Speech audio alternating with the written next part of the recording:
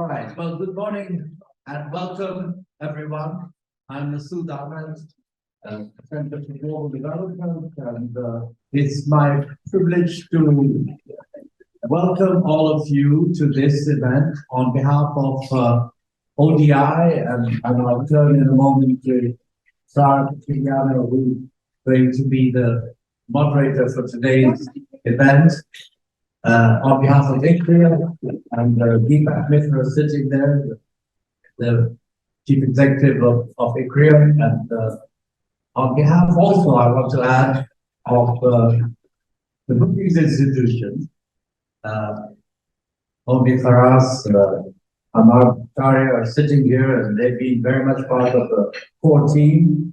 And finally, on behalf of the London School of Economics, because actually Hans Peter Darkes and I would say Amar Bhattacharya again, because Amar is a man who wears many hats, have all been part of this core team. And this is the team that has supported the independent experts group headed by Mr. N.K. Singh, who's here and who will actually present the report in a moment, but also Larry Summers, who's been the co-convener of this group. Larry's not here, personal reason he couldn't attend the meetings, but he and I had an exchange of WhatsApp messages at a time that was quite early for me, and therefore it must be quite late for him in Boston. But he's very focused on how we're going to take this agenda forward. And we supported this group to produce, as you know, two reports. First one was the one that was done at the end of June, Triple Agenda, set the broad frame for how we thought multilateral development banks were a core part of the effort and process to scale up support to countries as they dealt with their development agenda and how to integrate into their thinking about development the impact of global public goods of their work, but more importantly, the impact of global public goods on their development strategy, how to integrate that, find it work. And then we've now produced a second volume, which is the one that we're going to be making available today. And this is really the volume that goes from the sort of what needs to be done and why to the how to go about it. It delves a bit more into business models, into the cultural change, into the kinds of changes that are needed, both within the institutions, but also amongst the shareholders, to be able to ensure that the ambition that we want to set, that we believe is necessary for the next few years for the MDBs to play the role that we want them to, or we believe they need to play, can be delivered. And that's what we're going to try and focus on today.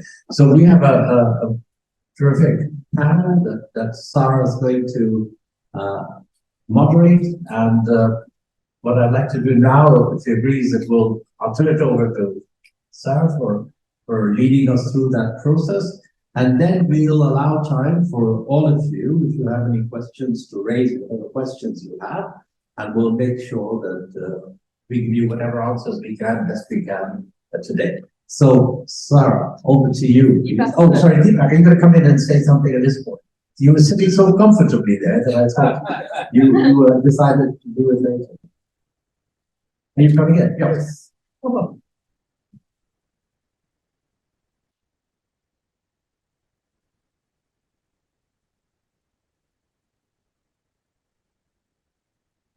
Thank you, Masood, and good morning, everyone. Nearly 6 months ago, this week, the Independent Expert Group had the first in-person meeting in Washington, D.C. on the sideline of the second Finance Minister in Central Bank governance. Since then, the IG has met more than 12 times, once every fortnight over the last 6 months. The core technical team comprising of experts from Brookings, CGB, LSE, ODI, and ICRIA, Indian Council of Research on International Economic Relations, which I represent, have met more than 30 times. That is at least once every week and often twice a week. Apart from the internal meetings, we had more than 200 plus consultations, seeking views of more than 600 development professionals. Many of you are in this room as well. So this is not just a report. It's a labor of love of a group of people who deeply care about development, who understands MDBs inside out, and who saw this as their last opportunity to make a meaningful impact on this matter. Therefore, I'm deeply grateful to each of the IG and core team members for their continuous engagement and contribution. If IG brought the expertise, the Indian G20 presidency brought the mandate. The terms of reference reflected the views of the global south and brought new ideas and topics to the table. Unlike the previous attempts to reform the multilateral development banks with truncated terms of reference, the Indian presidency wanted us to cover every aspect of MDB reform: their mandate, their operating model, their financial capacity, and MDBs acting as a system. And they wanted us to start and finish the report within the Indian presidency. So we are deeply grateful to the finance minister and her core team for the leadership and unwavering support to the IG. This event, in a way, is not just a public launch of a report, but in a way, a celebration of the 6 months of hard labor and its sweet success. Yesterday, the G20 finance ministers and governors met, and they actually have finalized the communique, which has a very positive flavor about the report, including the idea that the MDB should become better, bolder, and bigger, and even talking about potential capital increase. The shift in the FMCBG's position between Gandhinagar and Marrakesh is tangible and significant, and that has been made possible by the work of this group. So finally, let me conclude by saying that we all know that MDB reform is not a one-shot game. It's a project to be pursued over years and perhaps decades. Several of the IG and core team members have committed to continue to pursue this idea in the coming months and years. And I'd like to thank at least some of the funders from ICRIER, including the Ministry of Finance, Ford Foundation, Gates Foundation, for providing us the resources to keep pursuing this agenda. I'd also like to thank Mr. Singh for happily steering this group, for being always present, and for ensuring that the report has what he calls prescriptive values. For us, the success of the report is not an end of the MDB reform agenda, rather it's the beginning. Thanks for your attention.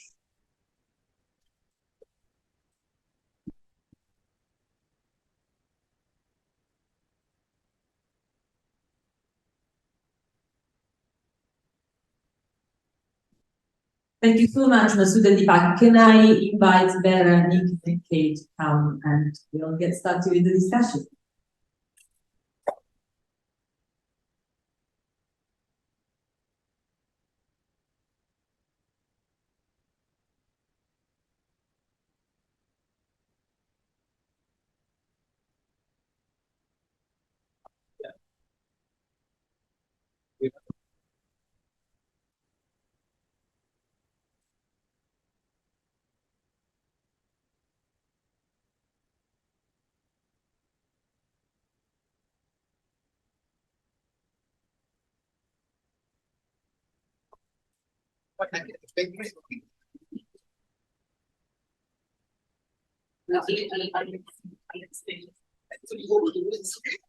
Good morning, everyone. I'm Sara Pantoliano, Superintendent as the Chief Executive at ODI, and I'm absolutely delighted with that here. So, then I have my.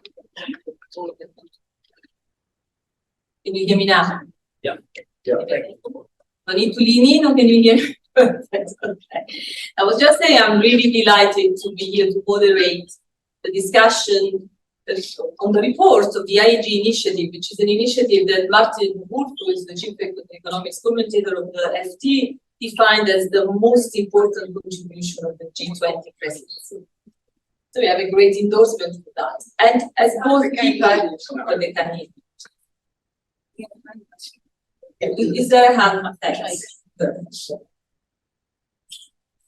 This collaboration continues in every respect. I was just about to say, as Masood and Deepak said, it's been fantastic actually to organize the event together with ICLEAR and CGT. And this reflects a very strong collaboration we've had for the past 6 months with these 3 think tanks and other colleagues working very closely together, which I think demonstrates that think tanks can work as a system, not just the MDBs.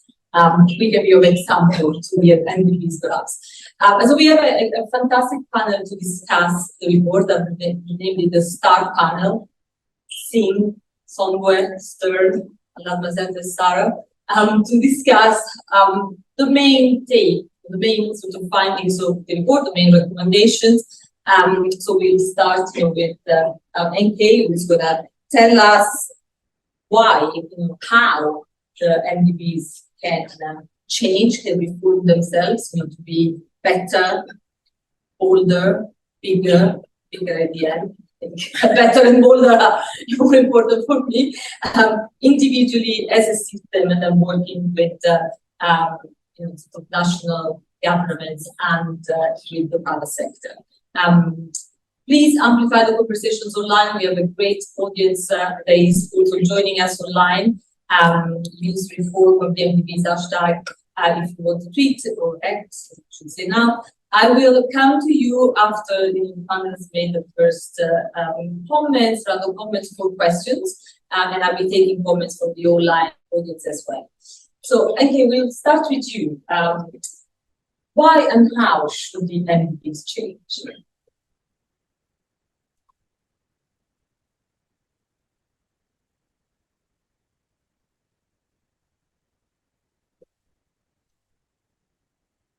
Am I audible? Well, I think that, first of all, let me say how grateful I am for this opportunity. Less than 24 hours since I made the formal presentation of this report to the finance minister and governor of the central bank yesterday evening. We finished at about past 9 p.m. And I had the privilege of hearing, therefore, the comments of all the finance ministers across the globe and other important international organizations on this report. So to address this question of yours, we break it in 2 parts. First, why are MDBs still relevant, considering that the Bretton Woods institution is now of some vintage? Should they not be wound up, recreated, restructured, and in some ways recognize that geopolitical and other changes in terms of the balance of power and other alternatives which have come up are better ways to look at the development needs of the world? And why should MDBs continue to do what they were doing? That's the first question. When we believe that was fairly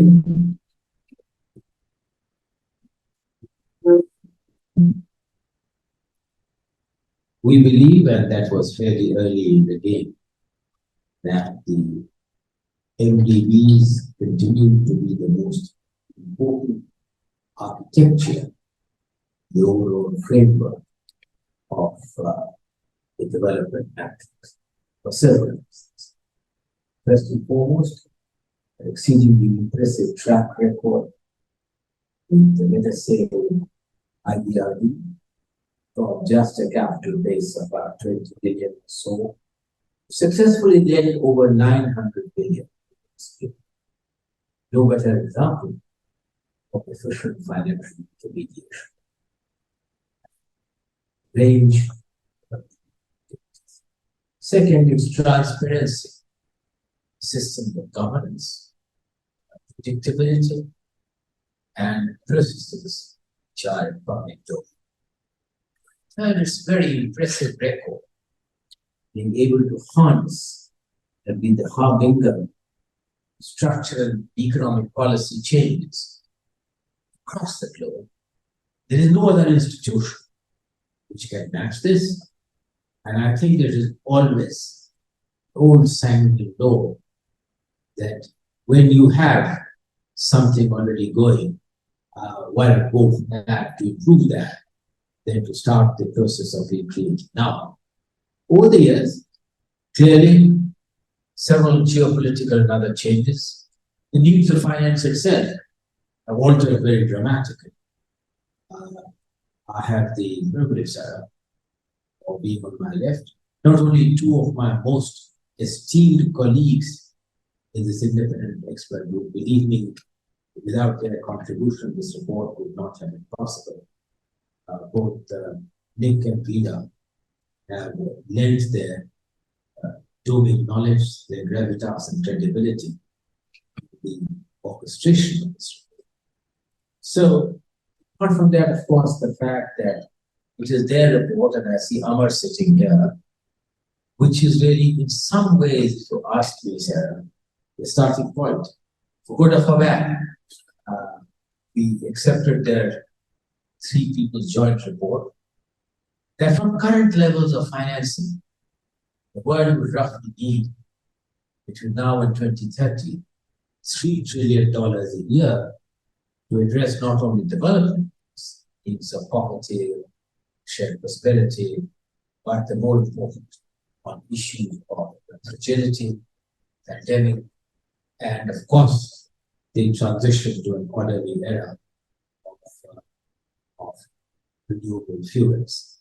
And how to move on this entire issue of transboundary challenges, climate, and so on. We accepted their figure 3 trillion. So once we haven't done that, it is reasonable to assume, and maybe Nick can comment on why it has been assumed that 2 trillion out of that will come from domestic resource mobilization. And of course, I'll come to that in a second. And leaving aside, therefore, the 1 trillion, which is unaddressed. So out of that, if you break up 500 billion from private capital, 500 billion from concession, non-concession flows, and on the leaving aside the private capital, which made a comment, we assume naturally that private capital is certainly there, but it is not there for the asking. You have to do something to get it. And I think that needs to be addressed. What can be done to catalyze, to mitigate the risks, to incentivize, consistent with avoiding any moral hazards in this process. So out of that, rest of the 500 billion, it meant that with the average MDB lending is about 110 to 120 billion. Non-exceptional year, you need to take this up to 300 billion. And I doubt has languished, use the word languished, as the figure of just 30 billion. Primarily designed for low-income countries, large parts of Africa, some income countries, triple. That at 90 and 300 billion, you get to a figure of the tripling, which is around 400 billion. Now, how do we intend to do that? I think that we outline the broad framework in both. And as has been pointed out by both Sue and by Deepak, that a lot of that depends on how to make them. Before we get to bigger, how to make them better and bolder. So in one word, what do better mean? Better means in terms of having robust country platforms, getting the countries themselves to buy into the entire development matrix, enhancing the pipeline of active projects in terms of technical support which is needed, and all ways in which you can really enable clients to really be their satisfaction level. In terms of older, clearly, I mean, so can MDBs, is it really useful for them to work in silos? Can they not work as a family? What are the ways in which they can work as a family? What are the ways in which you can harness the expertise and capability of one to the betterment of the other? And then, of course, what are the other ways in which you can optimize when you become older? instead of being risk averse, can you take more informed risk decisions? An example of being risk averse. I just mentioned to you the spectacular record of the MDBs in being very efficient intermediators of capital from 20 billion capitalization to 900 billion, which is really several multiples. Can you do that for the private sector? Alas, the record has been disappointing. It's been disappointing because the operation model does not really attach too much importance. Incentive structures, targets, ways in which the MDBs are organized, the way in which the bureaucracy functions, their mindsets, and so on. So, Fumi, who made all this calculation on Peter, came to the conclusion that against $1, you're really getting only 0.6 cents, which is an abysmal record. We've now pushed that, set targets on how much of private capital. That would require a mindset change to take risk decision. Optimization also means that on the same balance sheet, can you get more efficient lending operations, better equity loan ratio,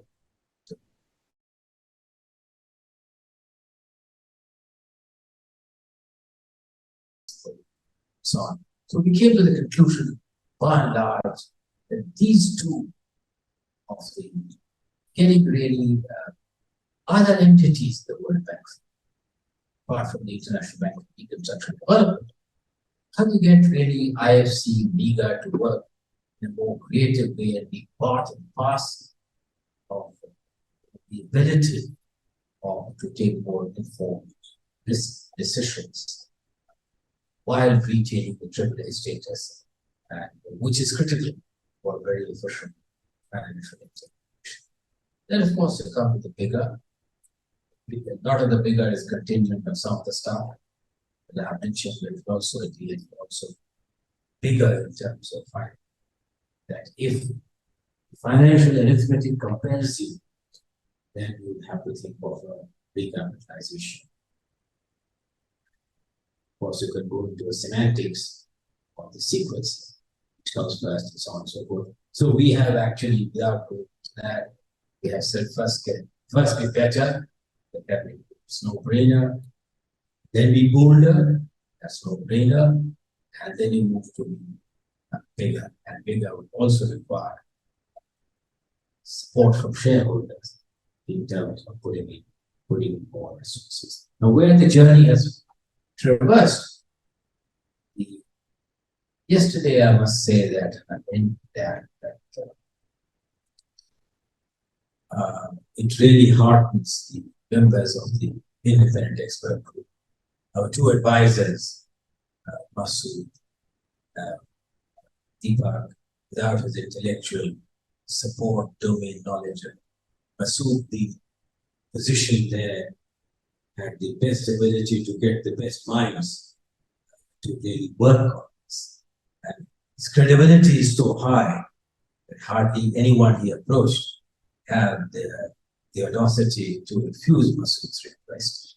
And so with all this, and with all the bilateral effort which has gone into it by the finance minister with the presidency right now, I must say that it was, and Veera and Nick will be very happy to hear that the concluding summary of the finance minister, which he said, concluding the discussions on the MDBs, he said that there has been overwhelming of these regulations. Recent times, hardly a report just done in 6 months on a complex subject of this kind has gathered this kind of traction from leaders of G20 community. That's where we are in. Where do we proceed next? Well, as the old saying, you can take the horse to water, you can't force it to drink. We have taken the horse to water. Horses have shown some inclination to drink, but ultimately, It's the MDBs who have to really implement all this and look back on their shareholders that they are holding the hands of the banks as their quest to become better. Stop here. Thank you, sir. Thank you so much, Ake, for outlining so clearly the recommendations report and stressing the political support that the report enjoys. So saying now the devil is in the detail. Let's see how these recommendations are going to be implemented. I want to ask Veronique to comment, particularly on the better report. Let's put bigger aside for a second, because I think before the MDBs can get bigger, they really need to demonstrate how they can be better and bolder. And you said very clearly that better is linked to working better as a family, to work better, in terms of being engaged to country platforms. Nick, that's something that you have been quite interested in. On the bolder side, the private sector is really important, as you stressed, the importance of leveraging the private sector is fundamental to the bolder element. And we've heard so much rhetoric about leveraging the private sector for about 10 years, if not more, but we haven't really made that much progress. Maybe I'll start with you there on the bolder side of the private sector. What wants to come first, better or bolder? We can change the order. You and I I think we have a secret. Okay. We're Better first. we're a tag team. Better means delivering on Paris and the SDGs. That's the outcome that we're seeking, and it's that delivery of that big strategic change that is the ultimate test of better. And while we're doing better as MK, and horses and water, as you know very well, there's a saying in India, it's about as difficult as getting a buffalo out of a pond on a hot day. And I actually think the buffaloes are moving, and that's very, very important. And let me begin by thanking MK and Larry for their leadership, thanking Finance Minister Nirmala Sitharaman for her leadership and support throughout all this, and of course Deepak and Masood and Homi and Amar and Hans-Peter and all the team, much more than those who've worked so hard to make this possible. So let me start with the better story. It is about what we're trying to do. It's about the strategic goals and how we can deliver on those. And we have to recognize that the urgency of climate development, when you put them together, it's not simply that development delayed is this going in and out? If it goes out, can you let me know? It's not simply that development delayed is development denied. It's tougher than that. Is that if we postpone action here, development in the future will be far more difficult. Actually, it could be impossible because the climate will create conditions which are so difficult that we go backwards, not forwards. So there's a sense of urgency here. Development challenges have always been urgent, but there's something on top of that now, is that if we delay, we will make development extremely difficult or impossible down the track. And this next 10, 15, 20 years is decisive. It will be the difference, as the great climate scientist Michael Mann has set out in his book, Our Fragile Moment. It'll be make the difference between whether we have any chance of holding near to 1.5, which will be tough and difficult, but manageable with intelligent adaptation, to 3, which is where we're headed, 2.8, 2.93 on current policies, which will be potentially civilization destroying. And anybody who tells you that let's go, it's a bit difficult, let's go a bit more slowly, there's an implicit climate denial in there. It's saying, actually, a bit more slowly, it won't matter that much. If we go a bit more slowly, it matters intensely. And it's the most vulnerable people in the world who will be hit earliest and hardest. And that sense of urgency is fundamental.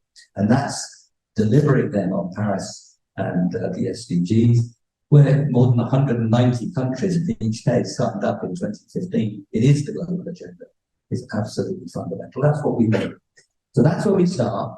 And then we deduce, building on the work of Amar, Homi and colleagues, we then ask the question, what kinds of investments by sector and geography do we have to pursue to deliver on those goals that we just described? Again, that's the meaning of better in all this. And though you can do the calculations this way and that way, but actually the people who tried to do it, and there have been a few, have come up with roughly the same kinds of overall numbers and geographies and sectors. Within this, of course, the energy transition is fundamental, and within the energy transition, the huge expansion of renewables is fundamental. That's on the way, but of course, so we're building on momentum that exists, but the acceleration is critical. It means adaptation, it means natural capital. This is all part of the story of the climate action within the story of delivering on the SDGs. They're not separate. The climate story is nested within the SDG stories. So that's what this is all about, and it's about transformation. And if you go back to our discussions of development in the past, it's about getting investment going in physical capital and human capital, natural capital. This is now, that's still the case, but this is about a transformation of our economies in real time. And that's a fundamental difference to the way we've seen development in the past. It's a transformation to a much cleaner story. Now,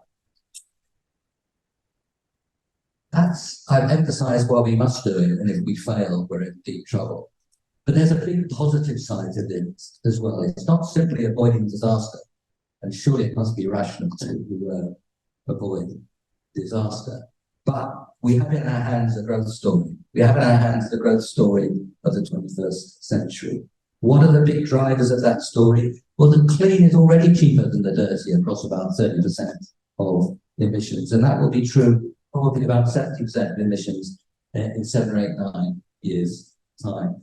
This is the area where innovation is moving at an extraordinary rate.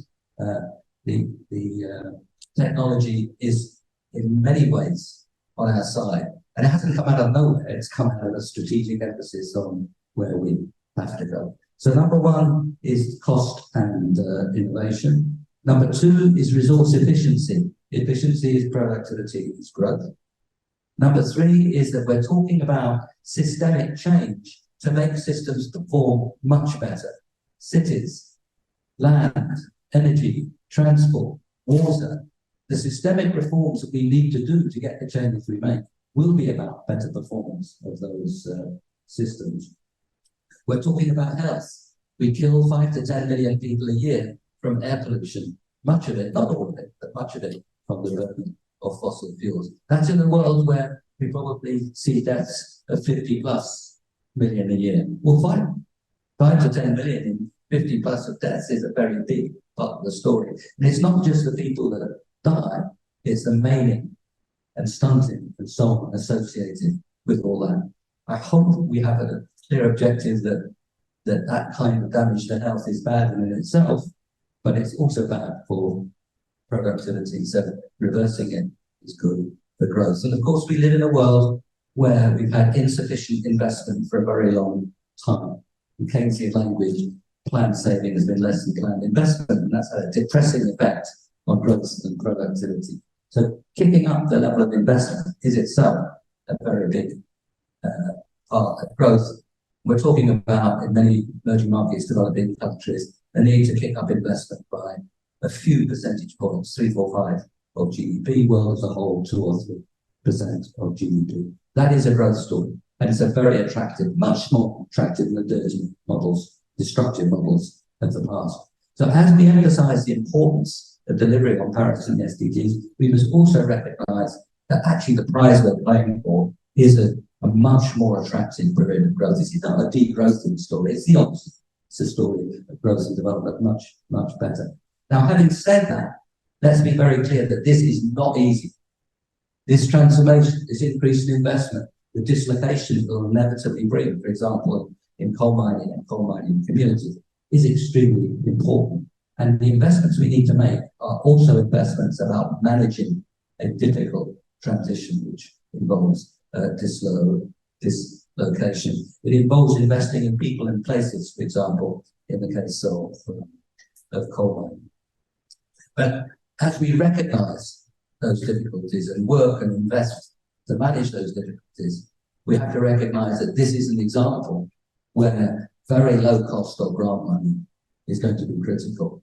As we look across the investments we need to make, we recognize immediately that the combinations of types of financial support will vary across those investments.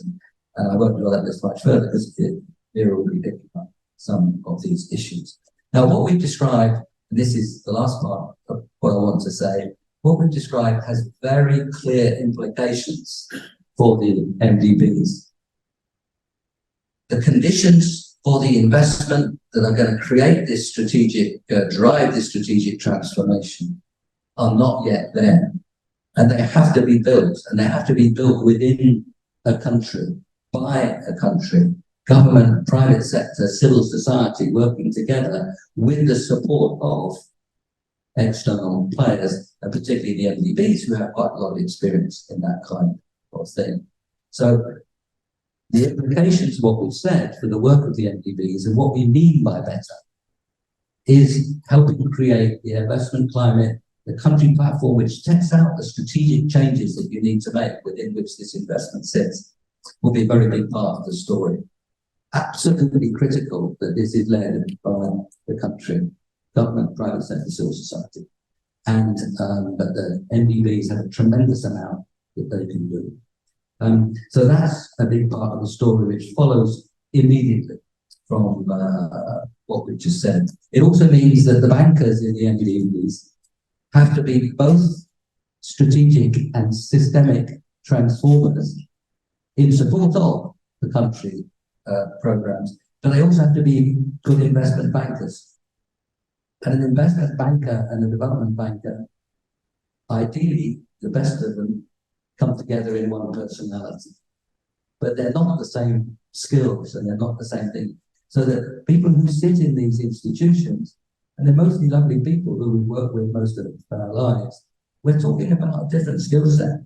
And how that happens is important. And that's where the leadership of those institutions is going to have to push and push hard. Those skills are there in many of them, but what we're talking about is those skills being much more pervasive across those institutions than they are.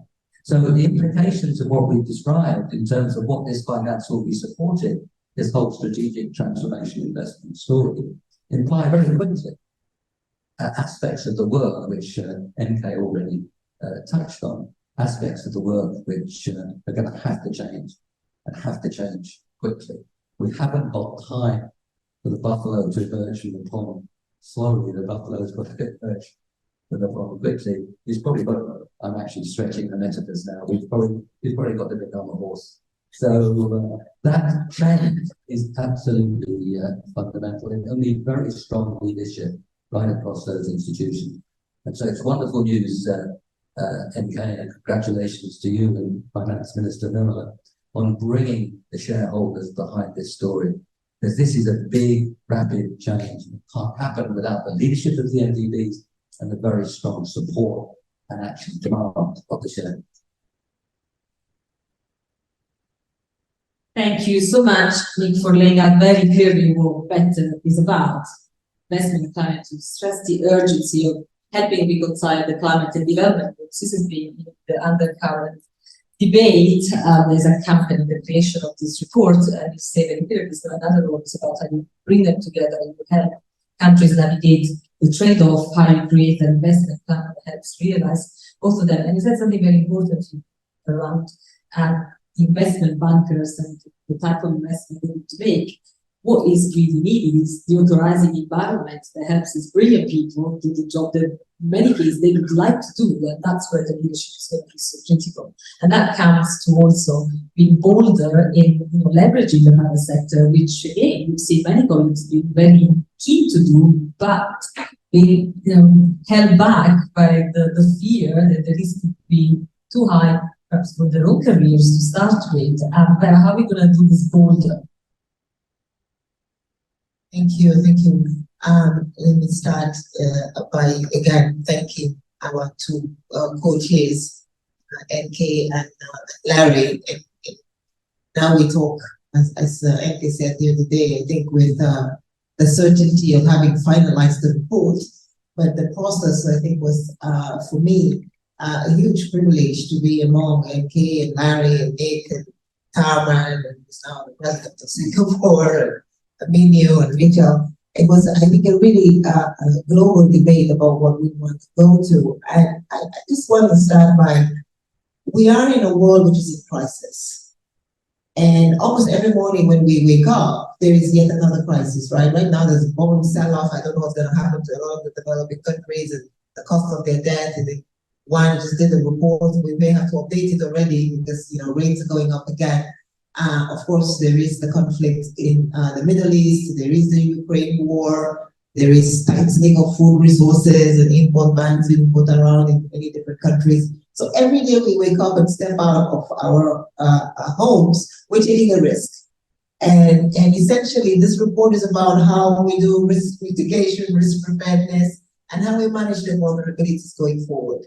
And as a global system, what are we going to do about those? Because if we cannot do that, then essentially, I think for all of us who went through the summer, some scientists say that we actually hit the 1.5 planetary boundary for the first time in the world this once, and we have to now kind of see how we roll it back.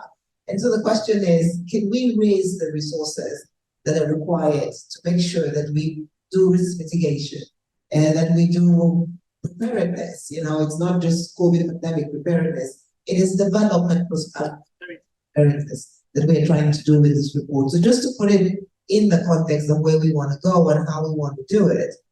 And I think we would have never been able to get the kind of maybe traction that the report is getting if we hadn't had the capital adequacy framework that Hans Peters and Franny and the rest did. And also that the MDBs responded a little bit to it, and we began to say, oh, but it's really possible, right? Because immediately the report was done, EIB, the World Bank, ADB, and all that came and said, oh, we found 5 million more, we found 10 million more. And then people began to think, oh, maybe there are some resources if they want more, want to do. So this is really building up on that report. And of course, Nick has spoken about the climate, Finance for Climate Action, which Amani and myself did, with also a lot of colleagues. So I think it was bringing together all of these reports that really delivered. Now, on the private sector side, we cannot, as a global multilateral development system with $130 billion, do the risk mitigation, do the prosperity that we need to bring to the global world, ensure that we can cut poverty. We are living in the periods where actually poverty numbers are going backwards. For the first time in our history, we had this amazing run of decreases in poverty.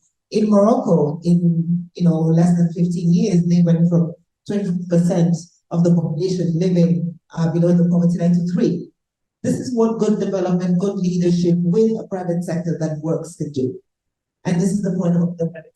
They were able to leverage in $8-9 billion investments, investment in the technology sector, investment in the rail and road sector, investment in the automobile sector. In the next 10 years, 60 million cars are going to be EV cars. So there is an opportunity there for growth. The private sector wants to come together, but there is risk.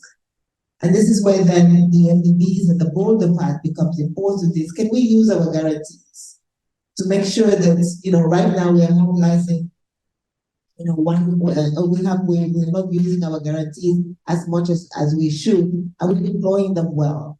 Can we make sure that we share the guarantee platform so that if the ADB runs out of guarantees, they can come to the IBRD and ask for the guarantees that they can use? Can we make sure that the system allows not give a guarantee for $100 million project, but give a guarantee for $1 billion project, right? And that's where some of the mobilization comes from. We're talking about, going from about 60 to $240 million in mobilization to bring the private sector to the table.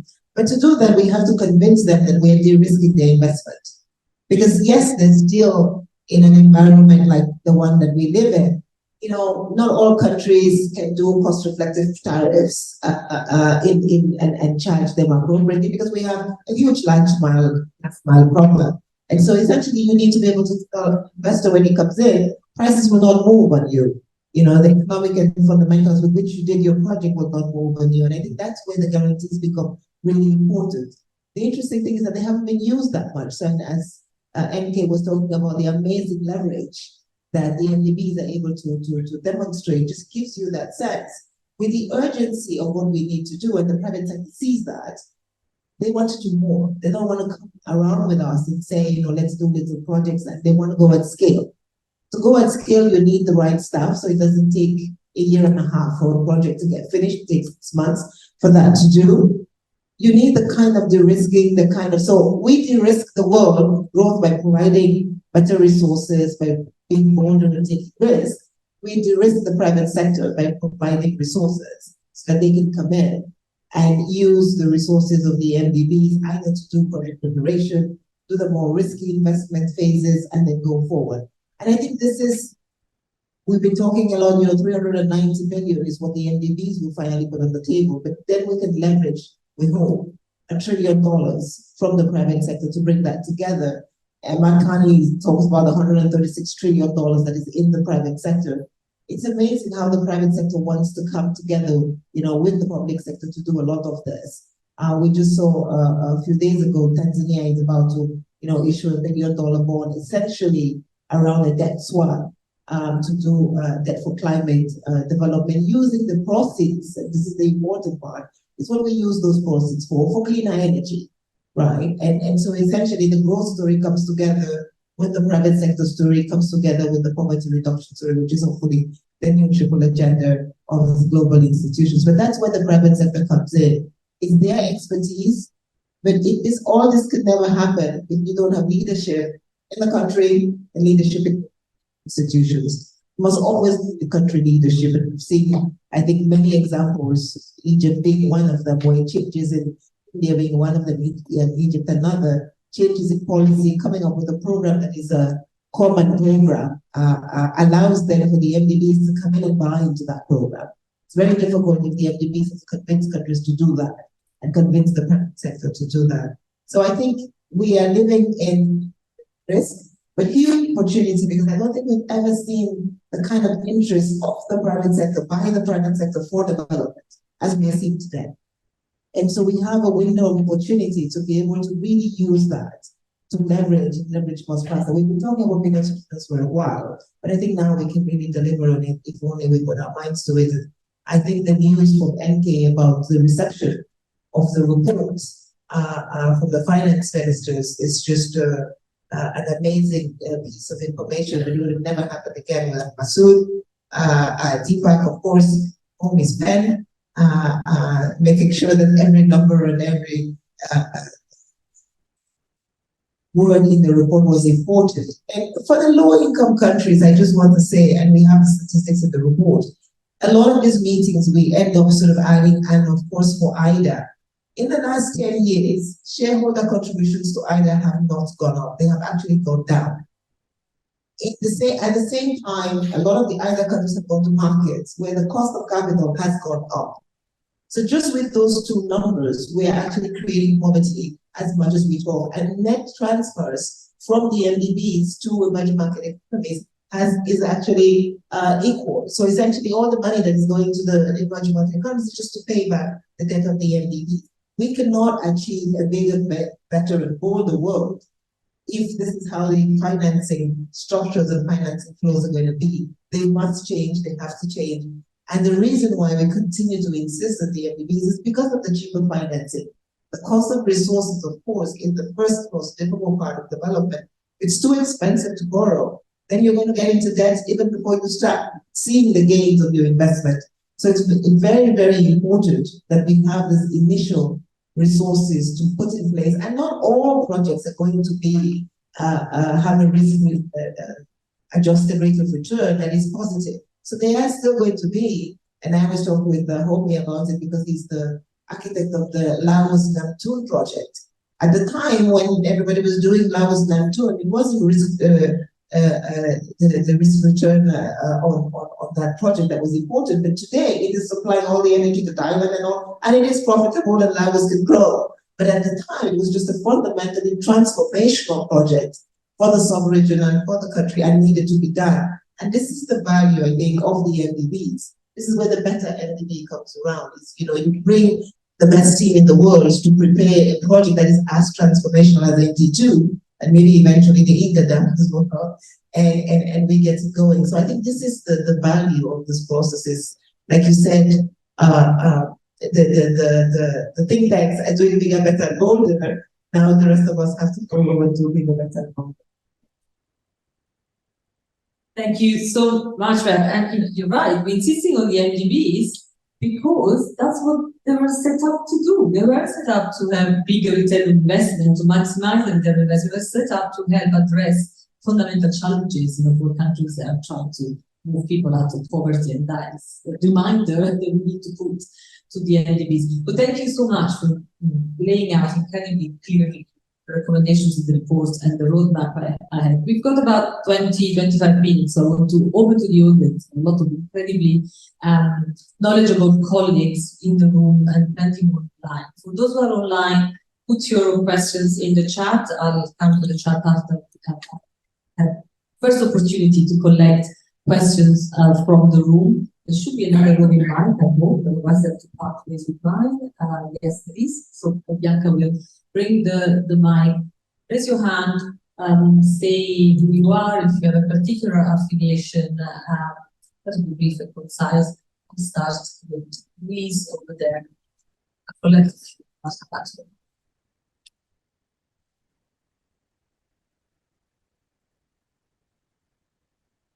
Thank you very much.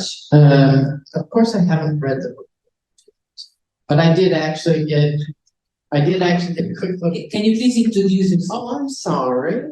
I'm Louise Fox, and I'm with Brookings and also UC Berkeley. I'm an independent consultant, and I also have been working with the UN on the multi-dimensional vulnerability as part of the high-level camp. So I really liked the focus on growth, development, and climate change. I think it speaks much better to where developing countries are today. Just to hear about climate change, while their own concerns are the welfare of their people more broadly and sustaining that welfare of people, it's a much better focus. So that's great. What I missed in the report is a little bit about the political economy, and especially the political economy of private financing, even if it's mixed with some concessional or guarantees from the MDBs. Private sector financing doesn't always agree with the political economy of countries where I work on, which is mostly Africa, because they're just strong interest groups that don't benefit from it. Some of these are public. For example, private sector financing in the social sectors and the water sector hasn't worked out very well. There are public sector unions. And then in some of the hard infrastructure sectors, there are natural monopolies that are operated through state-owned enterprises, and governments and the state-owned enterprises both benefit from being non-transparent and being public. And private finance requires more transparency. The risks are complicated. If you invested, if somebody invested, okay, I'll make this quick. If somebody invested in a private solar farm in Africa, say in 2015 or 2012, they got an a price agreement with the monopoly to buy at a certain price, which is much higher than they would have to pay today. And so governments say, why should I make that take that risk. Okay, so I just wish you would speak to the political economy of how these reforms will play out in developing countries. Thank you. Thank you, Louise. Michael?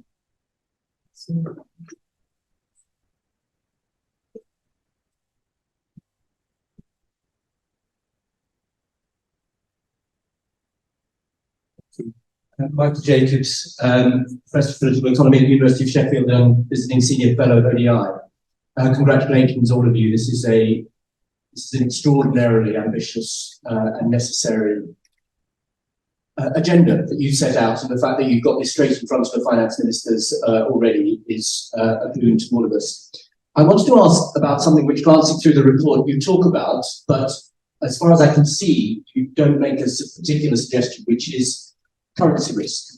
The cost of capital, as everybody knows, in most of the low-income and middle-income world is much, much higher than in the high-income countries, and this is a huge barrier to private sector investment. Lots of credit committees in private sector investors just don't go near emerging markets, even the highly bankable ones, just because of the perceived risks. And one of the problems is currency risk, a major part of the problem. And as Avinash Prasode's analysis of this has suggested, current currency hedging mechanisms, including by TCX, which is the kind of specialist in this field, are still very expensive. And part of the problem is the time frame and the pool of countries over which risk is hedged. Clearly, the best way of currency risk hedging is to pool over as many countries as possible, over as long a time period as possible.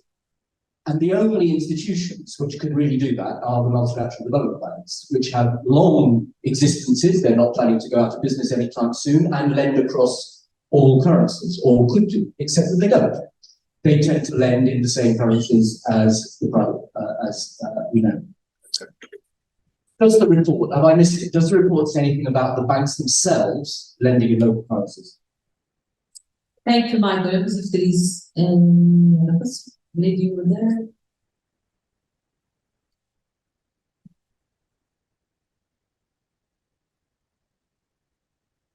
Thanks again for more and more of the Netherlands. Another question on crowding in private finance, a little bit in the line of broader interventions. You can do that at project level, which the MDBs often try, not MDBs at project level. You can do it at sector level. In my country, in the water sector, we have a water bank, which actually is a public bank that attracts private financing, and you can do it at a country level. Vera used the example of the green bond in Tanzania. Should we say something more about what's possible and in how far the project by project approach that the MDBs are still in, and the discussion about bankable projects have a very high transaction cost? That's not how we do it in Europe. So why are we forcing low and middle income countries to go at a project by project, and how far can we change to a sector level or a country level? That's a leading question. Thank you. A very good one. Someone behind Lydia? Sorry. Thank you. Name is Manos Cabras, Black Sea Development Bank. The report is very well written and excellent, and congratulations to you for it. My question is this. It has a presumption of improving cooperation on the political level globally, and yet what we're seeing is quite the opposite. And a few months ago, we also had something that has never really happened. We had a development institution that was slapped with sanctions in the National Investment Bank based in Hungary for being more Russian, presumably, than they wanted. It was been by the United States, and that is just maybe the most extreme example of what we have seen with politics intervening. But we know a lot of countries. We know that politics is always pervasive in this process. We are seeing greater fissures globally, and yet your assumption is that we will be able to work together with it in the face of what we're seeing now, perhaps. I don't know how you want to comment on that, because the trends really are not that favorable at one level. And yet, like I said, the underlying assumption of the report is that we will be able to cooperate forward in a converge. Thank you. Thank you very much. Laura and Ramses.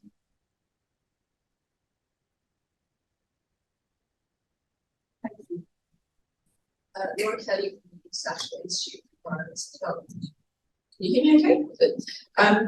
Yes, I haven't had a chance to look at the report yet, but the presentations that the panel give, I think, suggests that it is a really important agenda. Before it's closed, it needs to just be like. Can you hear me now? Sorry, apologies. Yes, congratulations to the panel on a good report. I haven't looked at it yet, so this may well be in there and I haven't seen it. But picking up on Nick's analogies of animals, what about debt, which is potentially the elephant in the room here? Vera touched on sort of Tanzania doing a sort of green bond type swap. But for many low-income countries, they are on the verge of debt unsustainability. I think the figures talked about in the main meeting yesterday were around about 39%. What would the panel's recommendations be to help Nix climb out of that debt hole and start on the urgent investments that are needed to be outlined in the report? Thank you. Thanks, Laura. And now let's come back to the panel. My name is Martin Schepers. I'm the CEO of ILX, which is a Dutch-based asset manager investing in MDB loans on behalf of Dutch and other European pension funds. The report is wonderful, hugely ambitious, and I really hope that it's taken incredibly seriously. The things I would just recommend are emphasized, because it's a bit missing, is to really emphasize the value of the status of the MDBs and international financial institutions, in terms of that de-risking that status provides, and the privilege and immunities you carry, which I think the private sector can lean on significantly and is hugely scalable at low cost to the shareholders. That's a message I see missing in the thing. The other thing is the creation of development finance as an asset class, which means harmonization, which I think is mentioned across risk, but also across impact and sustainability, climate outcomes. In Europe, we've got a very highly developed sustainable finance disclosure directive, and which I think is driving a lot of the asset allocation. The MDB, we're an Article 9 fund, so it's fully recognized in terms of what it provides, but the harmonization across the system is really critical. So really call on putting more pressure on this harmonization of data, both from a risk but also from an impact standpoint. Thank you. Thank you very much. A great set of questions. If we are really brief, I'll give you the floor, but you have to be.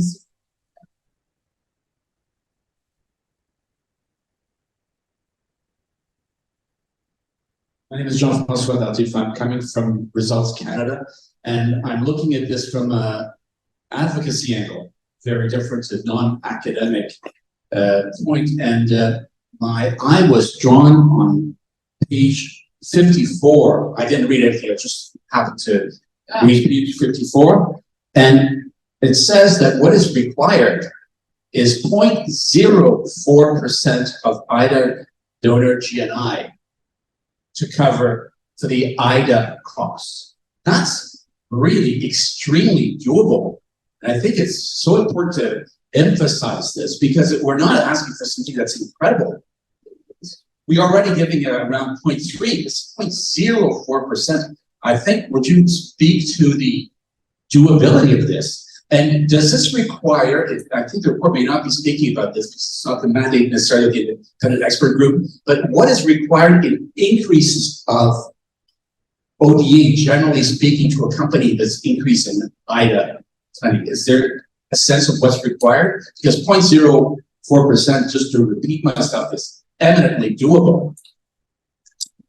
Thank you very much. It's a great collection of questions. Okay, do you want to start? Thank you very much. It almost looked as though we were in the process of debating among ourselves the contents of the report. With each of the points which have been raised by people who have by very informed interventions are issues which have been reflected in some form or the other, and is certainly not an oversight. And we have gone into this someday. Make one or two comments, and of course, my co-panelists will comment more. Take a comment on project by project, which is a complete duplication of time and exhaustive. Exactly, we agree with it fully.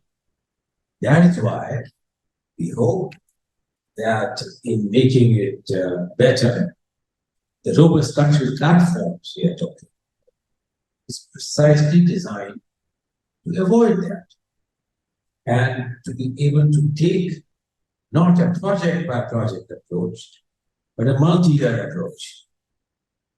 I'm happy to inform you to the questioner and to others that I asked this question yesterday. I moderated a panel after the presentation where Banga was also present, so was the US Treasury Secretary of that panel. And Banga replied that I am very happy to do not project by project, and I'm very happy to do a multi-year. But I hope that my executive board receives the right instructions to the shareholder. So, I mean, in a sense, there is no disagreement on that. And that's something which I think will get traction. Foreign exchange risk. No, I want to look at Hans Peter and then, of course, at Homi. All the multiplicity of ways in which the issue was debated, discussed, dropped. I kept asking Masood and Deepak that I hope that there is some stuff there. And please read it. It's not only there, it's some length. But I was just looking at some remarks which I made, which I had the privilege to make to the finance ministers while introducing this report yesterday evening. And this is what I said. MDBs should provide comprehensive support of foreign exchange risk management for themselves as well as for the private sector. This could be done by building offshore hedging mechanisms to such a scale commensurate with the need, such, and that's only an example, as a PCX, and of course, establish a shared onshore MDB treasury platform, undoubtedly offer more local currency options to clients. As I said very briefly yesterday, the report has a fuller matrix on it. But let me also tell you that in the brief comments that the president of the World Bank made, he supported most of the ingredients. He said one of the very problematic things, far from your thinking that the MDBs are well placed at it, Mr. Banga said that one of the most problematic recommendations was what to do on this foreign exchange management. And indeed, the International Monetary Fund has some modules, and that's an area where I believe the MDB can work in greater tandem with the IMF also.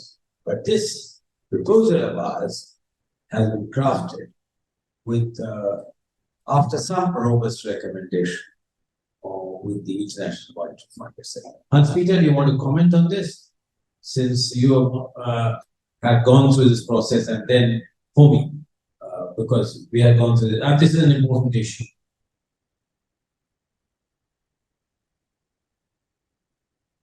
Hans Peter, just introduce yourself. Yes, I'm Hans Peter like this, with ODI, with the LSE, and incoming managing director and CEO at ODI. Just on this point, and you made the most important points there. We highlight in the report the fact that there has to be a much greater impetus to local currency financing by the MDBs if they really want to scale up, because otherwise there will be huge imbalances at the country level if that does not happen. So we do urge the MDBs as such to go out and increase their local currency funding. we highlight these two avenues, the offshore avenue through TCX, which is something that can probably be boosted relatively quickly, but that is sort of a short-term fix to the problem. We also highlight the need for onshore, for working onshore, both to create money markets, which is where the IMF can play an important role, and there's a discussion going on with the IMF now to improve the capability of money markets and to enable DFIs through a common platform to source local currency. That is important because it is going to be the longer term, more sustainable solution to this problem of local currency. So we highlight those. We don't go into great detail. We do recognize that these are very challenging initiatives, but it's important to keep the impetus behind them. Omi, since you had to craft this portion, by the way, one of the most difficult areas which Omi you did, characters, brilliance and precision. I'm Holy Karas from the Brookings Institution.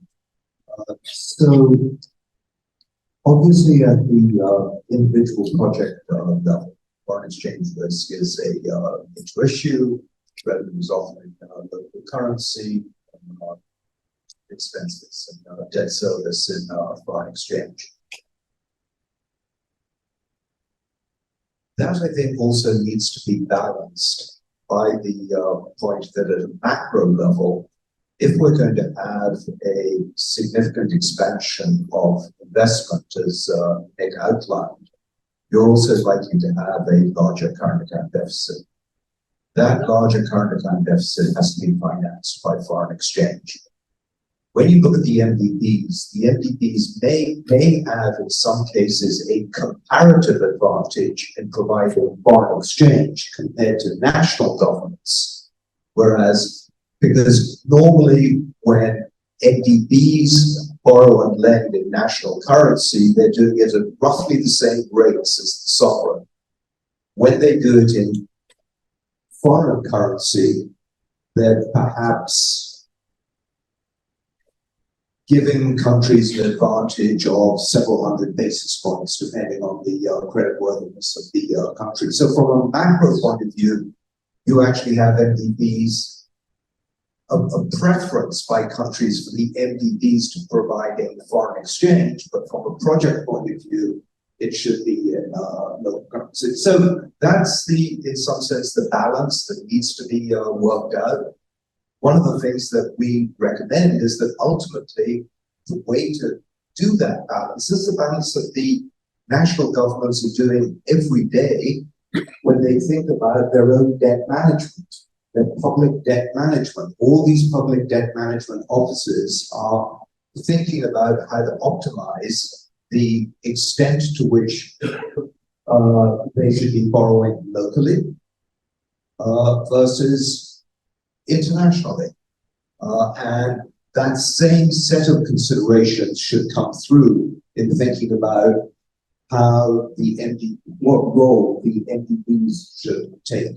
So I don't think it's a simple problem. Sometimes people come at it just from a project point of view and say, the big obstacle is we've got to get this foreign exchange risk taken care of. That's exactly right. From a project cost-benefit analysis, it may not be right from a macro point of view, and it's ultimately going to be the government that's going to do the balancing between those two in asking for the kind of offerings that it looks to the MDBs for. Thank you. Vera, do you want to comment on any of the other questions? Yeah, no, just quickly, I think are very good questions. And again, a lot of these questions we debated and discussed profusely, and people changed their minds during the course of the process as we were talking about it. But I think three things. The first one, maybe on what is needed, and what we're asking the shareholders is 0.4%, as you said. You know, $25 billion was the IDA contribution in 2009, 23, so from 25 in 2009 it was 23 in 2020, a 25% drop in contributions in either side.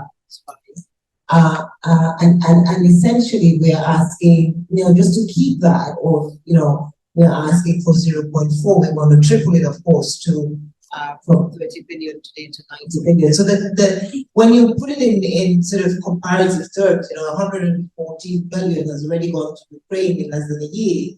And we're saying for all of the, either countries give 90, and it's a long conversation.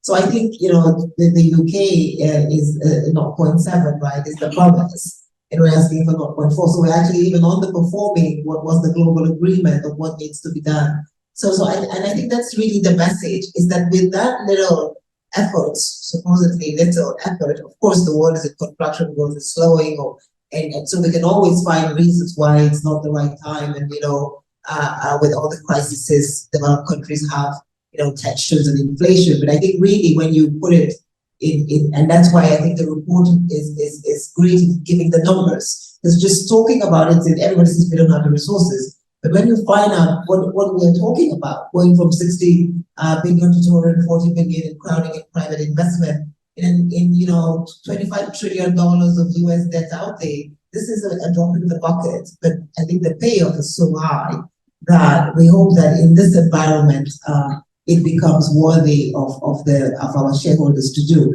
I think on the question around the political economy of these reforms, the private sector, the public sector, first of all, I want to start by saying it's not only in Africa. I mean, you can go to Latin America, you can go to the United States, right? And the example that you gave will be exactly the same, and sometimes if not worse, right? So I think we have to be careful about sort of the stigmatization of that. And by the way, when you look at project defaults, Antonio has done a report that shows that Africa does not default as much as many other geographies. Actually, we're the least defaulting continent. And so, again, this perception issue has to be clarified very quickly. But I think we've been able to do in the Philippines, at least under the IFC, when I was at the IFC, we have some fantastic water projects that have done extremely well. You do have water projects in Benin and Togo that are now being replicated in India in some states. So there is the possibility, I think, even with the political economy, the poster child of good behavior for development is Singapore, and the political economy. One we can debate whether that's where we want to go or not, right? The country that has reduced poverty the most in the last 2 decades is China. My sense is that what we want to do is to say, what is the strategy of the country? Do we agree with the results and the impact of where they're going, and how can we then achieve it? And the private sector, I think, is not so concerned about the political economy as they are concerned about the transparency of the political economy, the stability of rules and regulations to be able to then enact. Because it's not so much that you're selling to a monopoly utility, it's whether that monopoly utility will change prices on you overnight, right? And so if you sell to a monopoly utility that will never change prices on you, you're better off than selling to 3 utilities that are competing, but who are going to change prices on you. The private sector will not come. So I think we also have to be careful about what we're looking for. Is it, and in some economies that are so small, you cannot have a multiplicity of utilities. You'll have 3 or 4 that work well. So I think what you need is really who has the possibility and the ability to change the risk, and that person then should be the one where the penalty of risk change falls upon. And I think once we have those kinds of very clear and stable rules, then it's very easy to bring in the private sector. That's what we say in the report, and I think that's where Mike has a comment about sort of a global program as opposed to project by project becomes important, because most of the time the political economy of rule change happens with the same people, whether it is the energy sector, the water sector, or land reform, for example. But if you have a government that says we're going to have stable rules on all of these things, then we can actually create a whole of country program that goes in and works with them to deliver. In Morocco, for example, the agriculture unit is one big public sector monopoly that then redistributes. The phosphate company is a big monopoly. But look at the results, right? It is then strategic direction, that is firm, that is confident, and that takes and puts in place the right investment conditions to attract the private sector. Thank you. We're almost out of time, but I want to take 4 points very quickly. The language of ambition is not the one that I would want to use. If you do what's necessary to avoid disaster, is that ambitious? That's not, I think, a good way of expressing. What we are recommending is a major transformation. There's no doubt about the size, but it is what's necessary. Second, a point raised about crowding in. Again, it's not language I feel very comfortable with. We have 4 sources of finance here. Domestic resource, in rank order of magnitude. Domestic resource mobilization, private sector, MDBs, and the very concessional money. Of course, they have to add up to what we need. But deeper than that, it's how they combine together the different parts of the investment that you need to make. Some parts, nearly all grant money. Some parts, nearly all private money. But the domestic resource mobilization, and NK rightly put that question to us, is of fundamental importance. It's of fundamental importance because of the sheer magnitude of the resources that are necessary. And indeed, in most countries around the world, the big bulk of investment is financed by domestic savings. As Peter and Holy touched on, the importance of mobilizing domestic capital markets. That's all part of domestic resource mobilization. It's not just the public balance sheets, it's the private flows, private savings as well. So the magnitude and the tapping of those markets is the first reason why domestic resource mobilization is so important. The second is sustainability. We're in a hurry. We must move quickly, but this is a long push. This is not something that just takes 5 years, even though the next 5 or 10 years is so important. And if you're going to sustain support for the kinds of investment increases we're talking about, then the domestic resources will be a key part of that. And the final reason why domestic resource mobilization is so important is ownership. These are investments which are by the country, for the country, and created within the country. And that ownership is so important. So when you talk about crowding in, I'd much rather we talked about how you combine these 4 sources of finance to get the scale, to manage the risk, to use the right combinations in different places. And that's the name of the game.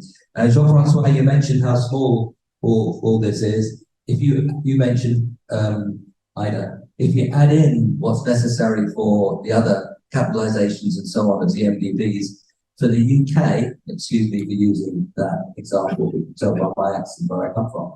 For the UK, it's probably 3 or 4 beers a year in total.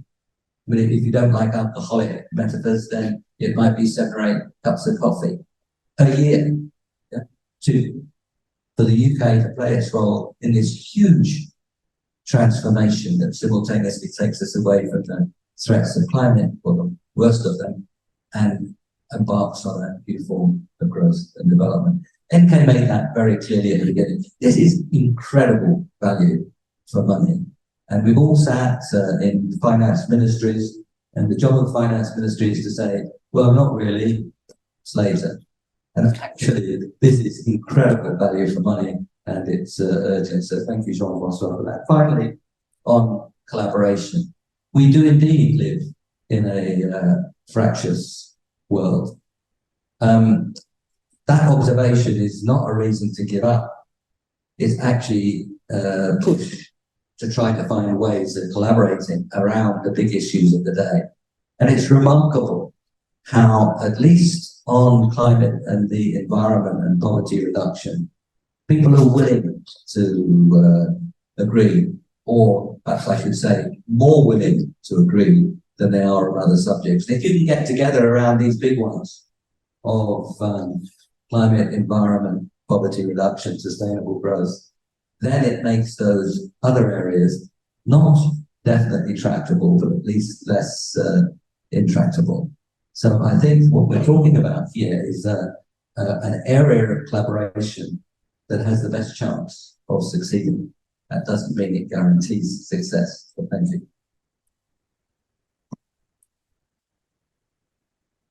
Thank you so much, NK, Vera, Nick, and Deepak, and Masood.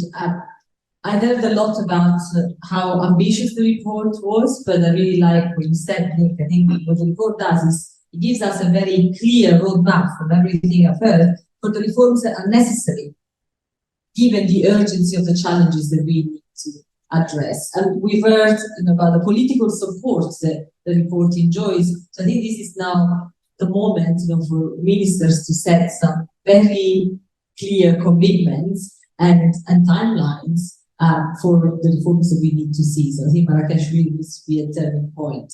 All I need to do before letting me go is really to give a big shout out to the teams in Delhi, in London, in Washington DC, and here in Marrakesh. It's been a truly global operation across 4 continents to bring together this event here and online. And allow me also a very important personal shout out to Annalisa Brizzolo, who has been really the hands-on hero of putting everything together.